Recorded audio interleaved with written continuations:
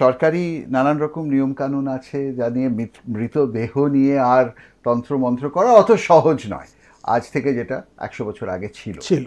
কি করে করেন তাহলে, আর কি সেটা? শবদেহের সবচেয়ে প্রচলিত বলবো না, সুপরিচিত যেটা প্রকরণ, সেটা হচ্ছে সবসাধন। সবাসনে বসে সবাসনা দেবীকে আহ্বান করে সামনে মৃতদেহ রেখে নয়, তার উপর একদম বসে, অশ্বারোহণে বসে সব সাধন করতে হয়। সব সাধনের পুঙ্খানুপুঙ্খ তথ্য আমি বলতে পারি, যেটা প্রকাশ্যে বলা না বলাই ভালো। বলুন। উপযুক্ত শবদেহ প্রয়োজন, তাকে কুলবারে কুলতিথিতে শ্মশানের নির্দিষ্ট জায়গায় নিয়ে গিয়ে আসন করিয়ে বিছোতে হবে।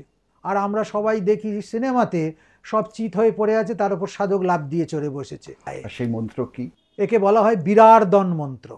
হোং হোং হোং হোং রেং রেং কালিকে ঘোরদংষ্ট্রে প্রচণ্ডে চণ্ডনায়িকে দানবান দারয় দারয় হন হন সব শরীরে বিঘ্নং ছেদয় ছেদয় ইত্যাদি। আর বলবো